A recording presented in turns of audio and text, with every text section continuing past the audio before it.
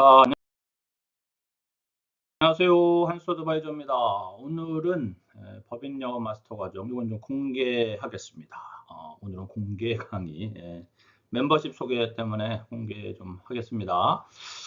자, 오늘은 컨셉 세일즈는 그만하자, 뭐 이런 내용인데, 주요 강의 내용은 뭐 이렇게 특별한 건 없어요. 그런데 좀 제가 법인 컨설팅 하면서 어떤 느꼈던 것들, 뭐 가지급금, 명의신탁, 뭐 이익소각 이런 어떻게 제가 표현하는 컨셉 세일즈란 부분들이 어떤 그 일부 컨설턴트들이 잘못 제안하거나 과도하게 제안을 하거나 이런 부분들이 나중에 우리 구독자 여러분, 멤버십 여러분들 쫓아가다 보면 감당할 수 없는 수준이 와서 일을 못하게 되는 경우도 생길 수 있거든요. 우리가 얘기하는 컨셉 세일즈는 대부분 해결 방법이 정해져 있고 쉽지 않습니다. 그리고 대부분 세무 리스크를 동반하는 경우가 많아요. 영업하시면서 어떤 그 컨설팅 세일즈를 하시면서 어떤 위험 리스크들을 너무 과도하게 지고 간다는 건 굉장히 어려운 일이거든요. 그래서 그런 부분들은 정해진, 그러니까 되는 방법을 써야 되지 안 되는 방법을 자꾸 되게 하는 것은 좋은 방법은 아니다. 이 말씀을 드리면서 강의 시작하겠습니다. 자, 다음 장. 자, 제가 컨셉 세일즈는 그만하자, 이게 하지 말자 이런 뜻이 아니고 여기에 너무 과도하게 집중하지 말자. 뭐 크레탑 자료를 보면 가지급금 있는 회사만 찾는다든가 뭐 그게 나쁜 방법이다 이건 아닙니다. 어떤 분들은 좋은 가지급금 솔루션을 갖고 있어서 좋은 실력을 갖고 있어서 해결할 수 있다면 그것도 좋은 방법이죠. 그래서 그 어떤 행위 자체를 제가 잘못됐다 아니면은 뭐 하면 안 된다 이런 개념이 아니고 제가 만나는 대표님들과 컨설팅을 나눠보면 컨셉 세일즈에만 집중하지 않아도 좋은 컨설팅은 얼마든지 할 수 있다. 그런 의미에서 저라면 정해진 방법과 정해진 툴, 즉 되는 방법으로 컨설팅을 진행하겠다. 안 되면 되게 하라. 이거는 억지다. 이런 억지가 되는 컨설팅은 안 했으면 좋겠다. 이런 개념에서 오늘 좀 설명을 드릴게요. 그래서 제가 이렇게 써놨거든요. 우리는 어떻게 하면 고객에게 특정한 제한, 규칙, 이게 세법이에요. 사실 세법. 그 안에서 그걸 이용해서 특정한 목표, CEO가 원하는 목표, 니즈를 성취하게 할 수 있을까? 여기서 중요한 건 이거죠. 특정한 제한과 규칙이라는 게 있잖아요. 이 부분을 무시하면서 할 수 없다라는 것 우리 멤버십 여러분들도 구독자 여러분도 잘 아실 겁니다.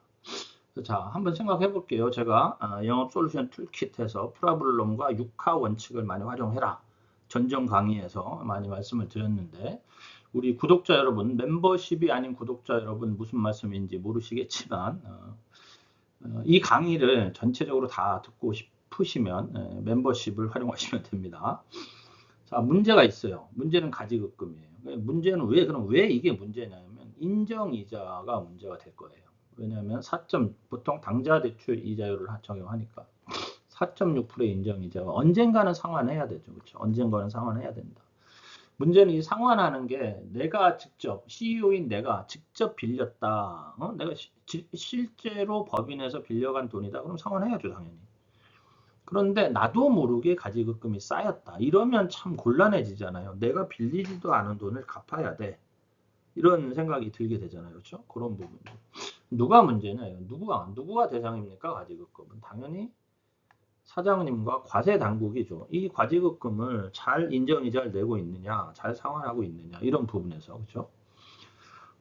언제 발생하느냐, 언제 갚아야 되느냐, 세무조사가 언제 들어오느냐, 차입 시기는 언제냐, 그 다음에 세무조사는 언제 들어올지 모르고, 갚는 것도 모르죠, 아직은. 그러나 분명히 해야는 되는 거예요. 분명히, 쉽게 얘기하면 부채인 거죠. 부채라는 건 갚아야 된다는 거잖아요. 그렇죠? 어떻게 해서 이것이 발생됐느냐? 사장님 개인 목적으로 쓰려고. 뭐 그런 경우는 있을 수 있잖아요. 이건 상관하면 되죠. 비용이 불가한 것들을 그냥 법인 자금으로 써서 비용 처리가 안 되니까 가지급금이 됐다라든가, 혹은 기장 오류에 의해서 발생할 수도 있어요. 기장 오류에 의해서. 문제는 뭐냐? 솔루션, 해결 방법은 뭡니까? 사실은 뭐 퍼펙트한 방법은 이거예요. 대표님이 갚으시면 돼요. 그 다음에 비용 조정 불가한 거, 지나간 것은 어쩔 수 없지만 앞으로는 비용 인정 가능한 범위 내에서 해서 가지급금을 더 이상 만들지 마라. 이런 것도 있고, 기장 오류에 의해서 발생된 것들은 기장 오류를 좀 조정하면 됩니다. 그러나 퍼펙트하게 할 수는 없어요. 결국의 해법은 뭐냐면 대표님 개인이 상환해야 된다. 이게 가지급금에 대한 모든 거예요. 여기에 뭐 다른 게 뭐가 있습니까? 그렇죠? 이게 다예요. 문제는 뭐냐면 이 규모예요. 가지급금의 규모가 커지면 커질수록 해결하기는 점점 어려워질 것이다. 그렇다면 어떻게 할 것이냐는 뒤에서 말씀드릴게요. 자, 이거를 이렇게 한 줄로 요약을 해보면 이런 거예요. 특정한 제한 규칙, 세법이죠. 세법 안에서 가지급금을 상환할 수 있는 방법을 찾는다. 이거는 컨설팅하는 우리도 고민, 대표님도 그렇게 생각할 수 있겠죠. 근데 가장 확실한 방법은 대표님이 좋아하는 방법은 아닐 거예요. 왜냐하면 내 돈 벌어서 갚아야 되니까. 우리가 흔히 이렇게 얘기하잖아요. 10억 가지급금을 갚으려면 20억 벌어야 돼. 왜? 국가에 10억 세금 내야 되니까. 근데 이걸 억울해할 필요는 없는 거예요. 내가 10억이라는 돈을 만들려면 10억을 국가에 내야 돼요. 세금으로 내야 돼요. 회사에서 빌렸건 내 개인적으로 만들었건 그건 소득세 내는 것은 어쩔 수 없는 일이에요. 그럼에도 불구하고 기분은 나쁘지. 왜? 내가 쓴 것도 아닌데 세금 내면서 내 돈으로 갚아? 이게 억울하니까 세금 안 내고 갚을 방법들을 찾는 거예요. 아니면 세금을 최저화하는 방법을 찾는 거죠. 자, 명의신탁도 볼까요? 명의신탁이 문제예요. 왜? 주식을 회수해야 되잖아. 혹은 가업승계를 해야 되는데 명의신탁 주식은 승계특례 주식이 아니잖아요. 그렇죠? 그러니까 회수해야 되겠죠. 누가 문제야? 이게 신탁자, 수탁자, 회수자. 예를 들면 대표님 주식이 명의신탁임에도 불구하고 뭐 특수관계인이 아닌 다른 사람에게 가 있다면 우리 뭐 자제분들이 사올 수도 있잖아요. 그럼 회수자, 과세강국은 명의신탁 제대로 됐나? 이 주식 거래가 제대로 이루어졌나? 보겠죠, 당연히. 왜 생기냐? 언제 생겼냐? 뭐 법인 설립일에 생겼을 확률도 높고 아니면 특정일에 생겼을 확률도 높고 뭐 이런 경우가 왕왕 있어요.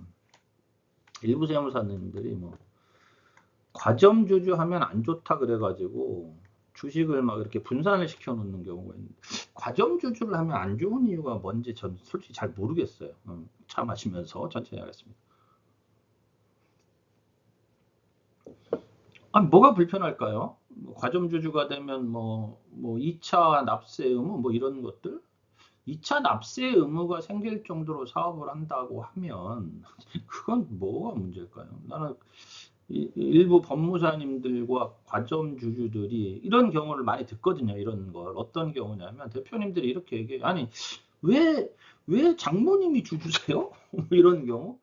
아니, 왜 처남이 주주세요? 그랬더니 아니, 뭐 세무사가 하라고 해서 했어. 아, 법무사가 이렇게 해야 뭐 과점주주를 피한대. 뭐 이런 깝깝한 경우가 있죠. 나는 이해를 못 하겠어요. 뭐 어떻게 발생된 걸까요? 법인 설립 목적, 뭐 과세 회피 이거잖아요. 과점주주와 관련된 뭐 이런 것들. 글쎄요. 저는 참 괴롭습니다. 그다음에 솔루션은 뭐 환원 제도를 쓰거나 저가 양수도 아니면 이제 뭐 증여 뭐 이런 방법들이 있겠죠. 이것도 역시 마찬가지예요. 세법 안에서 명의 신탁 주식을 회수할 방법을 찾는다. 제가 보기에 지금까지 해온 것 중에 그나마 저율세율로 할 수 있는 방법이 비특수관계일 경우에 저가 양수도 방법이에요. 그렇지 않은 경우에는 대부분 이제 과다하게 세금이 부과될 확률이 높고 환원 제도는 한정된 주식, 2001년도 상법 개정 전 뭐 이런 주식들이기 때문에 요즘은 만나보기도 힘들고 결국 저가 양수도인데 저가 양수도는 특수관계인, 소득세 이런 부분들이 상당히 난해합니다. 사실은 특수관계인 이 관계가 엄청 난해하고 특수관계인이지만 소득세법상 또 특수관계인이 아닌 뭐 이런 여러 가지 좀 복잡한 부분들이 있어요. 쉬운 건 아니에요. 그래서 반드시 우리 멤버십 여러분, 구독자 여러분들 이 솔루션을 제공하면서 어려운 점이 있다고 하면 주변에 전문가들에게 문의해 보시고 뭐 저한테 문의하셔도 됩니다. 저도 모르면 전문가한테 문의해서 답변을 드릴게요. 예, 다음 장 가겠습니다. 그 다음에 이제 뭐 이익소각, 뭐 이익소각 한때 많이 했죠. 그러다 뭐 배우자 이익소각 관련해가지고 뭐 세무조사 맡고 뭐 이게 지금 뭐 이제 저기 소송 들어가고 이런 과정 중에서 잠시 주춤하고 있지만 제가 보기에 일정 부분 소각은 해야 된다고 봐요. 이익소각은 좋은 방법입니다. 매우 좋은 방법이고 그렇잖아요. 비상장 주식이고 특수관계인이기 때문에 엄청나게 제한을 걸어놓은 것들은 물론 이해는 돼요. 이해는 되지만 아니 뭐 상장사의 대주주들 뭐 물론 지분이 얼마 안 되잖아요. 근데 돈은 엄청나게 큰데 지분은 몇 퍼센트 안 되지만 이분들은 자유롭게 거래를 통해 가지고 주식으로 현금화를 시키는 게 쉬운데 비상장 주식 우리 중소기업 대표님들은 주식으로 현금화 시키는 게 너무 어렵잖아요. 그렇죠? 너무 어렵죠. 어느 날 제가 어떤 세무사님과 대표님 모시고 얘기를 하는데 그 세무사님이 이러는 거예요. 대표님이 그런 얘기를 해요. 나는 부자가 아니야. 법인만 부자야. 우리 한 대표가 그렇게 얘기해. 그랬더니 아니 대표님 주식도 대표님 자산이라고 생각하셔야 됩니다. 이 말이 틀린 건 없어. 중요한 건 뭐냐면 그 주식을 현금화 시키는 게 어렵잖아요. 그렇다고 하면 주식을 현금화 시키려고 하면 우리나라에서 중소기업 비상장 주식을 누가 사? 내가 예를 들면 A라는 비상장 주식이 있어서 뭐 이익이 좀 난해해서 그거를 내가 대표님 제가 이거 10만 원씩 주고 살게요 할 수 있어요? 팔지도 않겠지만 결국은 누가 소비를 해줘야 되냐면 회사에서 운영하고 있는 법인에서 소비해줘야 되잖아요. 사줘야 되잖아요. 우리가 자사주라고 하는 거잖아요. 그렇죠? 사주면 되잖아요. 사주면 되잖아요. 아, 내가 열심히 일해서 대표님께서 열심히 일해서 번 돈을 회사에 팔면 되잖아. 근데 이제 여기에 대표님도 고민을 한단 말이에요. 세금이 내기 싫어. 뭐 그다음에 자사주 취득은 뭐 어떤 정해진 어떤 그 룰 안에서 해야 돼. 왜 그 룰을 만들어놨는지 저는 이해를 못 하겠어요, 사실은. 왜 뭐 부에 뭐 이런 아니 그냥 내가 대표인데 중소기업의 주식을 내가 100% 갖고 있어요. 우리 회사가 돈이 100억 있다고 가정을 해. 그럼 내가 100억이잖아, 100억. 그 주식 가치가 100억이라고 해. 그리고 또 현찰이 100억 있어. 그럼 내가 100억 다 팔면 되는 거 아닌가? 물론 세금 내면 되잖아요. 근데 이게 뭐 주식을 소각하지 않으면 배당소득세다 해서 100억을 받아왔더니 뭐 50억 세금 내라. 이러니까 대표님들이 싫어하는 거죠. 나는 뭐 예를 들면 그건 양도다. 그냥 딱 정해놨어. 양도소득만 내 하면 나는 25억 세금 내고 70억 가져올 용의가 있어요, 저는. 응? 뭐 어떤 건 배당이고 이 자기 자사주를 나중에 매매 목적으로 해서 자사주를 이제 저 자사주 쪽을 법인에서 취득한 거이면은 뭐 양도소득세고 막 이런 복잡한 과정들 이게 왜 필요하냐? 사실은 뭐 맨날 우리나라 뭐 정부에서 잉여금 쌓아놓지 말고 써라 이렇게 얘기하면서 그렇잖아요, 그렇죠? 그래서 이익 소각은 좋은 방법이다.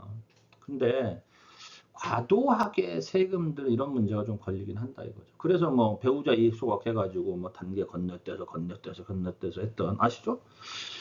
뭐 설명을 드리자면 대표님 주식을 배우자한테 줘서 배우자가 이거를 이제 자사주 법인에 팔아서 법인에서 빌려 자사주 취득 가격을 사모님한테 배우자한테 줘서 배우자가 다시 사장한테 빌려줘서 이렇게 해가지고 가지금을 상환했다 뭐 이런 거잖아요, 그렇죠?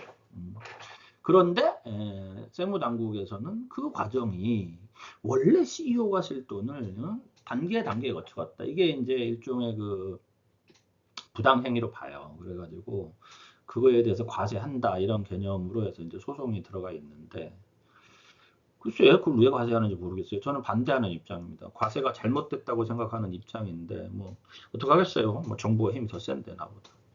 그러나 배우자 소각은 저는 앞으로 괜찮다고 봅니다. 어쨌든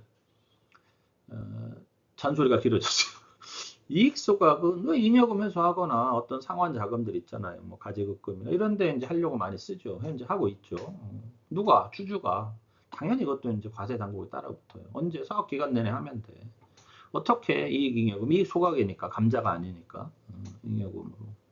그래서 뭐 배우자 소각, 요즘 뭐 그 뭐 신이익 소각 막 유튜브에 요즘도 아니죠. 뭐 한 뭐 몇 년 전에 2, 3년 전 뭐 이렇게 나왔던 그걸 이제 정확한 용어는 액면 이익 소각. 그냥 액면 감자 액면 이익 소각.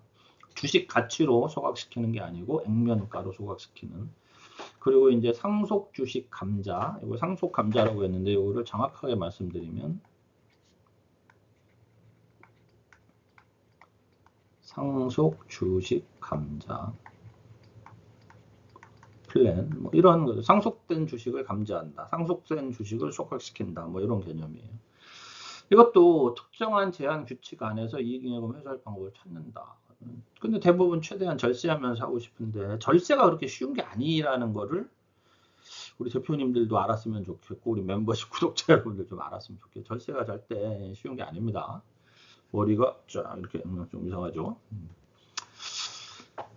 문제와 니즈가 있어요. 대부분의 우리 컨설팅은 세무 리스크를 동반하는데 여기서 막 복잡해지잖아요. 막 이 복잡한 과정들이 있는데 이 복잡한 과정들을 이렇게 거쳐서 해결 방법이 나오는데 이런 컨셉 세일즈를 왜 하지?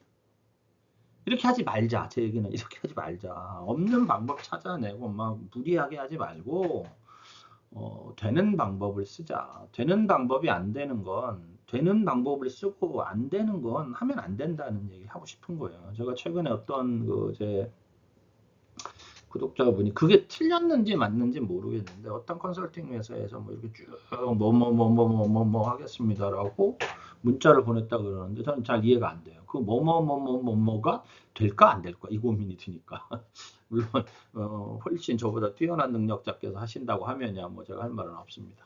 자, 다음 장부터 툴킷을 한번 볼게요. 툴킷. 자, 가지급금 솔루션 툴킷. 자, 가지급금 영역 가지급금인데 자, 예를 들면 니즈를 예를 드는 거예요. 가지급금이 10억 원 있다고 가정을 해요. 인정이자가 4,600만 원이죠. 1년에 4.6%. 당좌 대출 이자율 4.6%.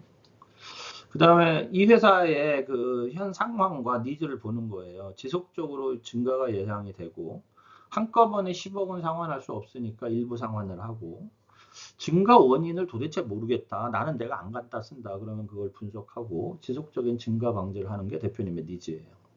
이런 니즈들은 대표님의 니즈이면서 우리 구독자 여러분, 멤버십 여러분들이 개발하는 니즈예요. 무슨 뜻이냐면 대표님과 이야기 나누면서 이런 부분들은 이런 문제가 있으니 이런 식으로 해결해 나가셔야 됩니다. 이런 니즈들을 개발시켜야 되죠.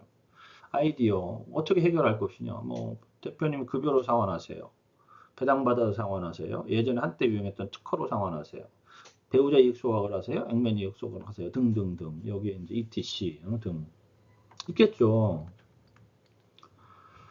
자, 가지급금을 하나 해결하면 베네핏 이익이 뭐냐? 일단 기업의 재무 안전성이 확보가 돼요. 이게 무슨 뜻이냐면 이 가지급금은 유동 비율을 높이지만 실질적으로는 현금성 자산이 아니잖아요. 그래서 허수의 자산이에요. 그래서 이 어디야 뭐 은행이라든가 정책자금 이런 정부 당국에서 가지급금 있는 걸 싫어하잖아. 그러니까 어떻게 돼요?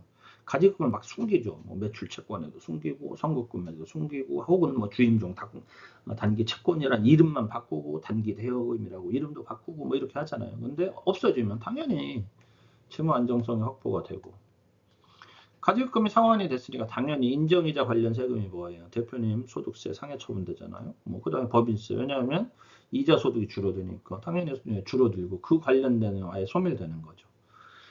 가지급금은 자산 계정이니까 비상장 주식 가치가 가지급금이 없어진 만큼 감소할 것이고. 근데 이건 좀 웃기는 게 뭐냐면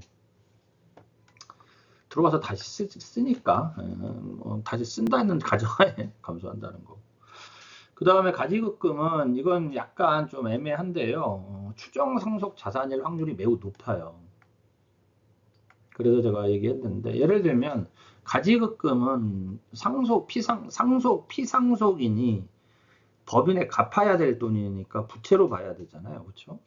그런데 이 가지급금의 사용 용도가 뭐냐 이거예요. 그럼 아시죠?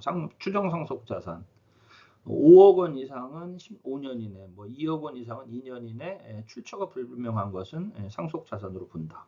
추정 상속 자산. 그래서 가지급금은 정확하게 대여된 내역과 상환 내역 등이 증명되지 않는다 하면 추정 상속 자산으로 봅니다. 그래서 상속세를 높여요.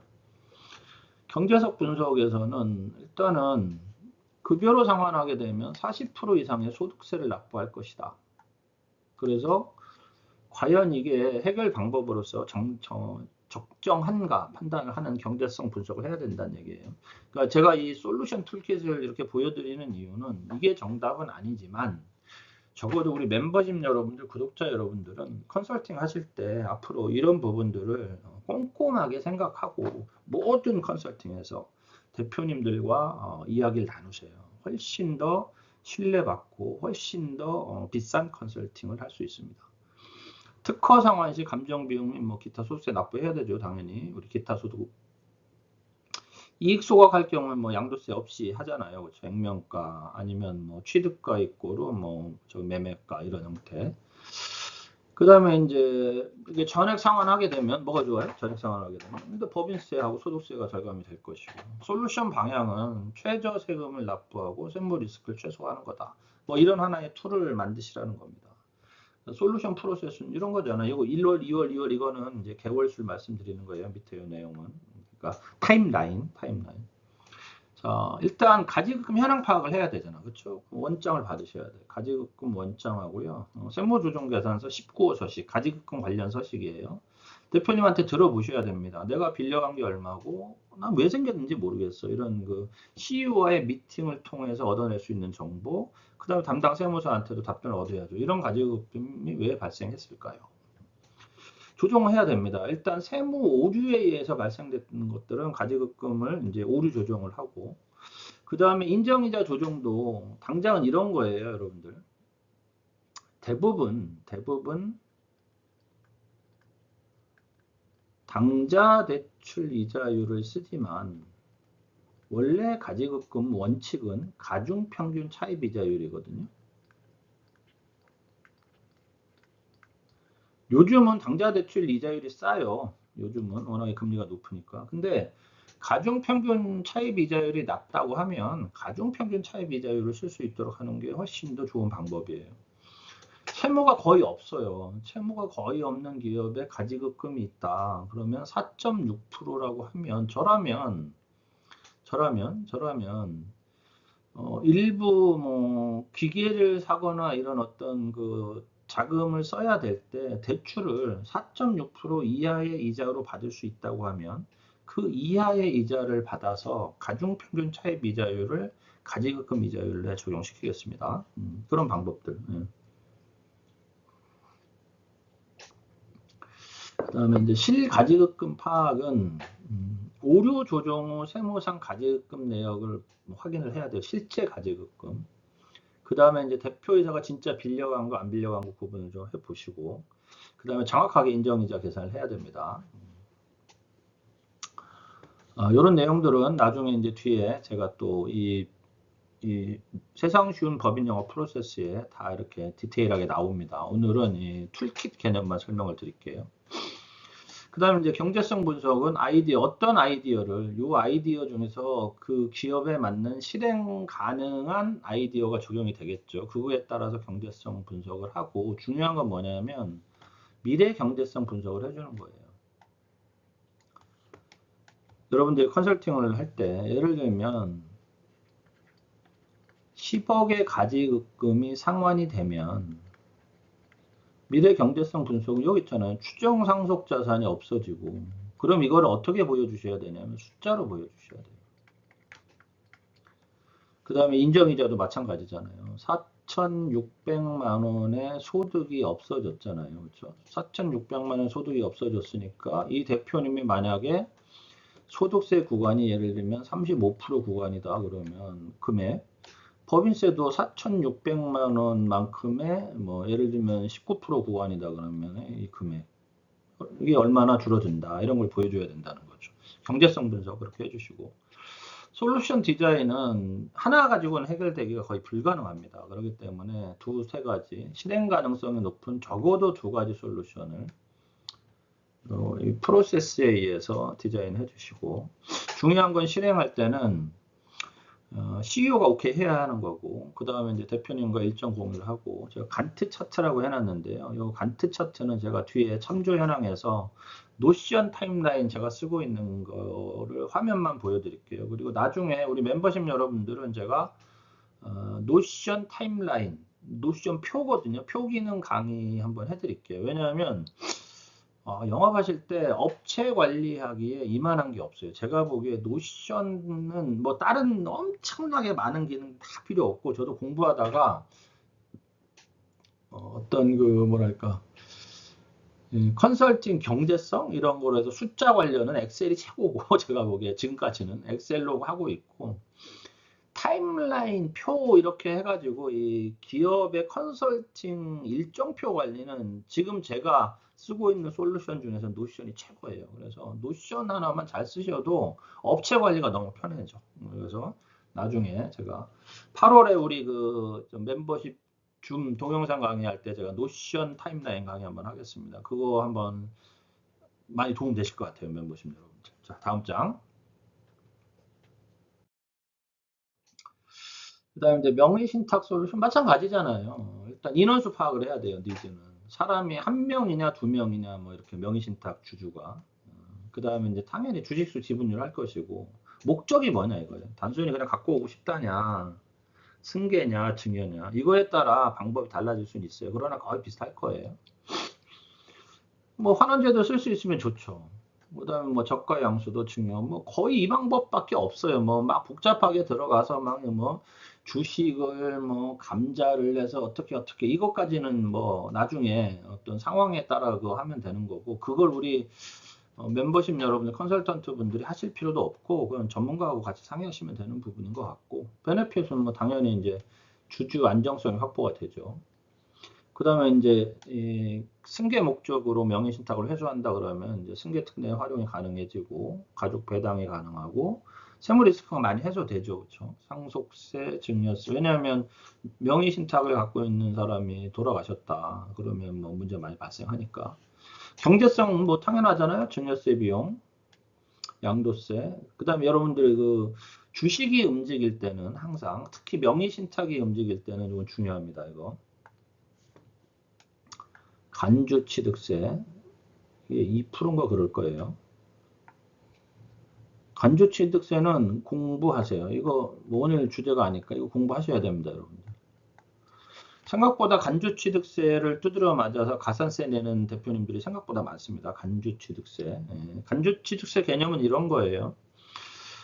대주주가 과점주주가 아니었는데 가점주주가 되는 순간 법인에서 취득세를 납부하는 자산에 대해서 과점주주가 됨으로써 그 취득세 납부 자산에 대한 실질 소유 권한이 있다고 의제해서 인정을 해서 그 부분에 대한 취득세를 부과하는 겁니다. 가장 대표적인 게 뭐겠어요? 부동산이죠.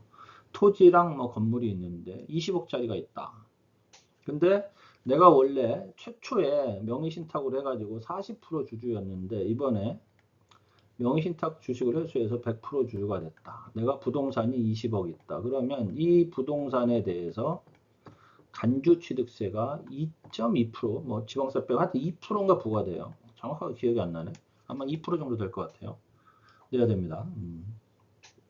예전에 제가 제 강의 동영상 들으신 분들 내가 얘기 많이 한 적 있죠. 회사를 법인을 만드는데 100만 원짜리 법인을 만들었어요. 개인 사업자를 제법 크게 하셔서. 근데 하도 이제 세무사가 세금 때문에 법인 만들라고 그래서 법인을 만들었는데 5대5로 했어요. 100만 원. 그러니까 주주 50만 원, 50만 원에서 대표님 1,000원.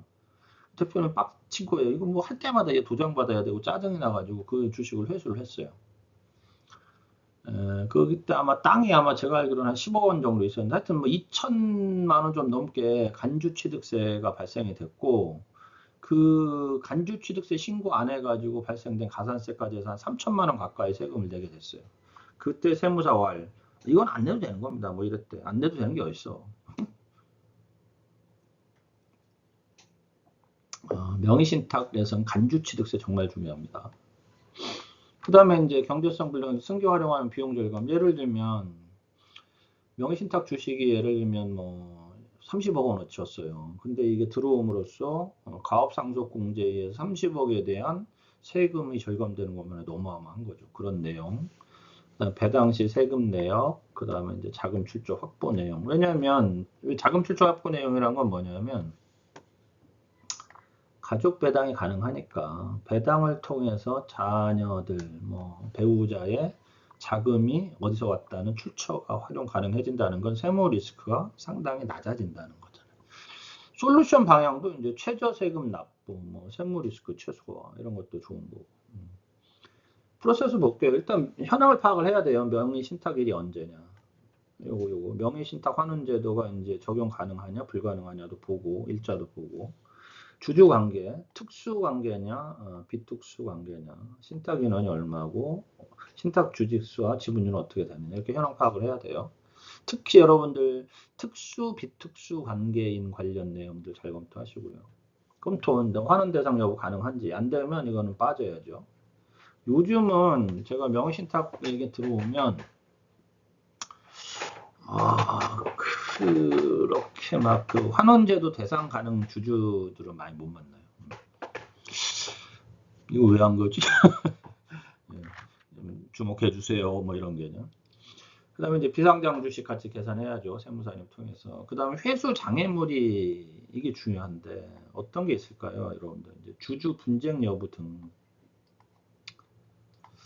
요거 중요한 부분입니다. 이게 명의신탁 컨설팅을 하는 중에 뭐 한 10군데 중에 7, 8군데는 문제가 없어요. 그냥 뭐 대표님 그 수탁자가 주식을 잘 돌려주시나요? 뭐 문제가 없나요? 그러면 내가 그냥 바로 돌려받을 수 있어 이러는데 그게 고민이야. 이런 데들은 어렵습니다. 그런데 막 여러분들이 뭐 제가 해드릴게요. 글쎄요. 어떻게 해드릴 수 있는지 모르겠어요.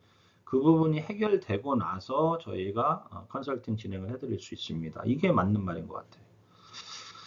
회수 아이디어 뭐 마찬가지잖아요. 환원제도 저가 양수도 비특수 관계할 때 증여. 뭐 여기에 여러분들 뭐 굳이 좀 하면 요즘 뭐 얘기 많이 나오는 특정 법인, 뭐 가족 법인의 활용 뭐 이런 것도 방법일 거예요. 그 다음에 경제성 분석은 가지급분과 똑같습니다. 아이디어 실현에 따른 경제성 분석, 회수 미래 경제성 분석. 당연히 이제 실행 가능성 프로세스. 경제성 분석과 솔루션 디자인 실행은 모든 컨셉 세일즈에 동일하게 적용됩니다. 자, 다음 장 이익 소각 한번 볼게요. 여러분들 여기 이제 숫자가 뭐 20, 21, 22, 23 가는 게 페이지 수예요. 페이지 수. 이게 페이지 수인데 이게 세상 쉬운 법인영업 프로세스가 거의 한 180페이지인가 190페이지 정도 됩니다. 이 교재 필요하시다고 하는 분들 종종 계시던데 교재를 구매한 뒤에서 말씀드릴게요. 교재 이거 5만 원입니다. 자, 이익 소각 솔루션 영역 이익 소각 이것도 뭐 이제 왜요? 잉여금 회수하는 거. 뭐 가지금 상환 때문에 하려고 하는 분도 있고 가족에게 자산을 좀 나눠주고 싶다. 뭐 주식을 상속하고 싶다. 이익 소각은 다양한 게 있어요. 그렇죠? 근데 이제 주로 많이 쓰는 게 이제 배우자 이익 소각, 뭐 액면 이익 소각, 뭐 상속 주식 감자, 뭐 이것도 이제 감자인데 소각 개념. 이익 잉여금에서 돈이 나가는. 네. 뭐 그다음에 뭐 조금 그런 특정 법인 뭐 저가 불균등 유상 감자 뭐 이런 것도 소각 개념은 아닌데 감자지만 뭐 이런 여러 가지 그러니까 주식 관련 내용들. 주식의 이제 자사주 관련 내용들, 베네핏 뭐 잉여금 회수가 되니까 주식 가치가 하락하죠. 이제 뭐 예를 들면 주주가 대표님이 50%, 사모님이 30%, 애들이 15%씩 있어요. 그래서 액면이익 소각을 한다 그러면 액면이익 소각의 전제 조건 중 하나는 균등 소각이거든요. 균등하게 하면 뭐 자본금이 10억인 회사예요. 그러면 5억, 3억, 1억 5천, 1억 5천 이렇게 자금 출처가 확보가 된다. 그 다음에 뭐 소각을 통해서 뭐 가지급금을 상환한다 이런 베네핏이 있을 수 있고 당연히 경제성 분석은 이제 증여세, 양도세 비용. 그 다음에 소각 후 주식가치 계산. 여러분들 액면이익 소각을 하면 주식가치가 그렇게 많이 줄어들질 않습니다. 왜냐하면 액면가 빠져나간 만큼만 주식이 줄어든 거예요. 뭐 주식을 액면이익 소각 예를 들면 뭐 100주 있는데 50주를 액면이익을 소각했으니까 이제 주식가치는 50주만 남는데 그게 아니고 액면가 50주만큼만 없어진 거예요. 이 50주의 가치가 거의 100주의 가치와 동일합니다. 상속 주식 감자에 따른 뭐 현금 흐름 같은 거. 요거는 이제 그 여러분들 그 제가 이게 이제 그런 개념인데 요즘 여러분들 그 상속세 관련 재원 컨설팅 하실 때 기업의 추정 재무 이거 너무 어려운 거예요. 추정 재무 상태표의 현금 흐름을 고려해 보시면 왜 대표님들이 종신보험을 가입해야 회사도 살고 상속세도 줄이고 하는가를 대표님들한테 좀 설득력 있게 얘기할 수 있어요. 이 강의는 제가 나중에 추정재무제표와 상속세 이런 개념으로 해서 추정재무제표와 상속세 핏 상속세 재원 만들기 강의를 할게요. 오프라인으로. 요즘 이제 제가 추정재무제표 만들고 먼저 요즘 그러니까 제가 왜 이게 잠깐 우리 저 삼천포 좀 갔다 올게요. 오늘 좀 여유 있게. 왜 이런 생각을 많이 하냐면 그 최근에 상속세 컨설팅을 하다 보면 항상 걱정이 뭐냐면 돈이 현금이 없다는 거잖아요. 왜냐면 종신보험 상속세 대비 납부를 하려고 하면 비용이 좀 크게 들어가는데 법인에서 이제 가입을 하는 경우에 그러니까 지금 사업해야 되는데 언제 보험료 내 이런 개념들을 제가 이건 문제다. 이거를 어떻게 대표님들한테 설득력 있게 해결할까 하고 생각하다가 이제 고민된 게 만약에 이 양반이 돌아가셨을 때 기업의 현금 흐름이 이제 안 돌아서 흔히 돈맥 경화가 와서 회사가 힘들어지면 지금보다 더 힘든 일이 일어날 텐데 이 부분을 어필하는 좋은 방법이 뭘까 생각하다가 기업의 손익을 어느 정도 예측을 하고 추정 재무상태표를 그려서 그 중에 현금성 자산에 대한 것을 잘 이렇게 녹여내면 좋은 이제 화법, 좋은 컨설팅 방법이 나오겠다라고 생각이 돼서 지금 만들어서 지금 쓰고는 있는데 아주 뭐 퍼펙트하게 완성된 건 아니라 제가 어느 정도 잡히면 우리 그 멤버십 여러분들 외부 강의를 통해 가지고 한번 하겠습니다. 다시 원위치 복귀 삼천포에서 다시 고속도로로. 자, 솔루션 프로세스도 소각을 해요. 주주 현황, 기초 자본금, 잉여금, 배당 가능 금액, 과거 증여 내역, 뭐 취득 금액 이런 걸 좀 확인을 해보고 그 다음에 이제 이 과거 증여 내역은 뭐 배우자 이익 소각하는데 증여 후 소각 막 이런 경우에 예전에 증여한 것들이 있으면 곤란해질 수 있잖아요. 세금 나오니까 그 얘기고. 검토 목적은 소각 목적이 뭐냐, 그 다음에 법인에 현금 있냐, 그 다음에 이익 소각에 과연 실효가 있냐 이런 부분들은 검토해야 됩니다. 회수 아이디어는 뭐 뻔하잖아요. 배우자 이익 소각, 액면 이익 소각, 상속 주식 감자. 경제성 분석, 이거 뭐 똑같습니다. 솔루션 디자인 실행, 요거는 이제 앞에 내용과 똑같아요. 그러니까 오늘은 여기까지가 이제 주 메인 강의인데, 뭐 강의라고도 할 것도 없고, 그냥 흐름을 읽어드린 건데, 좀 정리하자면 이런 거예요, 여러분들. 구독자 여러분, 멤버십 여러분. 컨셉 세일을 하지 마라. 한스 어드바이저가 하지 마라. 이런 얘기가 아니고, 정해진 방법에서 되는 방법을 잘 활용해라 이겁니다. 되는 방법만 가지고도 얼마든지 가능하다. 얼마든지 가능하다. 안 되는 건 안 되는 겁니다, 여러분들. 안 되는 건 안 되는 거예요. 되게 만들지 마세요. 물론 내가 이렇게 얘기하면 반대 의견을 보내는 분들도 있어요. 아, 되게 할 수 있다. 되게 할 수 있어요. 그거 쓰시면 됩니다. 그것까지 제가 반대하는 건 아니고, 그거를 하는 분들은 저보다 훨씬 더 그 분야에 대해서 뛰어난 컨설팅을 하는 분들이니까 저는 인정합니다. 하지만 이 기업 전체 컨설팅을 해가면서 이 어떤 특정 하나만 가지고 컨셉으로 하는 부분들을 저는 지양해라 이런 뜻에서 오늘 이제 강의 자료를 동영상을 찍어 봅니다. 자, 다음은 참조로 노션 타임라인 좀 보여드릴게요. 멤버십 여러분들, 그 전장이랑 요 뒤에 그 상속 절차 관리 옆에 그 회사 이름이 써 있어서 지우고 파워포인트 다시 고치고 오느라고 약간 그 연결상의 루즈함이 있어도 이해해 주시길 바랍니다.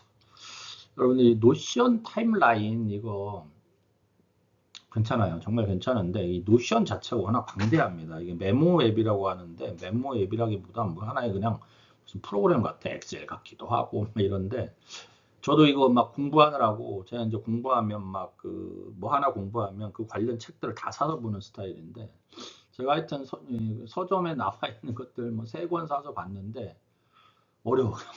뭐 쉬워 보이는데 나는 어렵더라고요. 유튜브도 많이 보고. 근데 다른 건 다 필요 없고 제가 보기에는 있잖아요. 여러분들 여기 보시면 요게 이제 노션의 표 기능인데 이것만 잘 쓰시면 노션 그냥 이거 하나로도 노션은 쓸만합니다. 정말. 타임라인 보시면 이렇게 이제 쭉 써 있잖아요. 요 밑에다가 내가 할 일 하나 더 추가하면 저절로 다 늘어나고 상속 게시 요 타임라인에 붙이는 요 도형 있잖아요. 요거 그냥 쓰면 바로 여기 뜹니다. 그래서 요거를 마우스 대고 이렇게 끌어당겨 날짜에다 끌어당기면 돼요. 끌어당기면 날짜 그 해당 일자에 쭉쭉쭉 다 적혀 있고 그 다음에 보시면 여기에 이렇게 파일 모양 있잖아요. 그러면 여기에 파일 내가 필요한 이 회사 컨설팅 하는데 필요한 파일들, 뭐, 내용들을 이렇게 다 이렇게 저장할 수 있어요. 예를 들면 여러분들이 요 상속재산 평가 대신 뭐, 근로계약서 작성 이렇게 쓰고 여기에다가 여기 이제 선 있잖아요. 여기를 클릭을 하면 요 파일, 요 화면이 다시 떠요. 이 화면 안에다 파일을 업로드 할 수 있습니다. 파일을 업로드하면 요런 아이콘이 생겨요. 그러면 파일이 들어있다는 거예요. 다른 데는 파일이 들어있질 않고 여기는 파일이 들어있다는 얘기입니다. 그리고 이거는 공유할 수 있어요. 공유할 수 있어가지고 이거는 지금 제가 지금 좀 안타까운데 저랑 참 올해 거의 한 19년, 거의 20년 가까이 고객으로 모시던 대표님께서 60대 초반에 돌아가셨습니다. 그래서 제가 지금 상속 업무, 상속세 신고 업무 등, 그 다음에 이제 이후에 이제 회사 경영 컨설팅을 도와주고 있는 회사인데 여기 사모님 아들하고 이렇게 커뮤니케이션 하고 업무 내용 보여드리면서 이렇게 이제 작업하고 있는 걸 보여드리는 겁니다. 괜히 수련해집니다. 우리 대표님의 명복을 다시 한번 빌면서. 그래서 여러분들이 이 노션을 혹시 알고 계시거나 혹은 이제 타임 스케줄 관리라든가 기업체의 어떤 그 컨설팅 스케줄을 간트 차트처럼 보여드리고 싶거나 관리하고 싶으신 분들은 이 노션 타임라인 기능을 잘 활용을 해 보시기 바랍니다. 그러면 이 타임라인 하나를 쓰시면 요 관련해서 표로도 볼 수 있고 달력으로도 볼 수 있고 이 보드판이라는 건 이렇게 이제 해서 보드 형태로 볼 수 있어요. 보드판은 뭐 크게 의미는 없는데 타임라인과 표 캘린더만 잘 활용해도 여러분들이 그 대표님들하고 컨설팅하는 일정 관리는 정말 잘 하실 수 있습니다. 그래서 제가 참조로 노션 타임라인 보여드리는 거고 요 내용은 우리 멤버십 여러분들은 8월 줌 강의 때 제가 노션 타임라인 강의를 한번 해드리겠습니다. 자, 다음 장. 5강, 이번이 이제 이게 4강이죠. 5강 때는 이제 인사노무 사람이 중요하다. 요 강의를 진행을 하도록 하겠습니다. 그래서 요 강의 내용 한번 읽어보시고요. 요거는 오늘 설명드리지 않겠습니다. 다음 멤버십 한번 소개해 드릴게요. 자, 일단 한스 멤버십이 되시면 제가 분기 1회 법인 오프라인 영업 강의 진행을 하는데 5시간 내고 보통 멤버십이 아닌 분들은 30만 원 받는데 10만 원 할인해서 20만 원에 강의 수강하실 수 있고 자료 공유를 해드립니다. PPT, 엑셀 영업 툴킷, 그 다음에 이제 멤버십 가입하면 경영 전략 보고서 PPT. 이거 지금 현재 멤버십 여러분들 안 드렸는데 이번에 제가 법인 출구 전략, CEO 출구 전략입니다. CEO 출구 전략과 경영 전략 보고서 두 개 다 우리 PPT 자료 우리 멤버십 여러분들 공유해 드릴게요. 채팅방 되어 있습니다. 그래서 영업 정보들 제공해 드리고 있고 5월 1일 유튜브 라이브 멤버십 전용 강의. 라이브가 잘 안 돼요. 제가 줌으로 하고 있는데 줌이든 라이브든 라이브 강의든 5월 1일에 1시간 정도 진행을 하고 있습니다. 멤버십 요금은 연 25만 원이고요. 더 쉬운 영어 프로세스, 너무 쉬운이 아니죠. 참 세상 쉬운 법인 영어 프로세스 강의까지 듣고 membership을 하시고 싶다. 그러면 40만 원 교재 오프라인 발송을 해드립니다. 멤버십 가입 문의는 요 이메일이나 요 핸드폰으로 문의 주시면 됩니다. 자, 인사드리고 마무리할게요. 자꾸 버벅거립니다. 파워포인트가.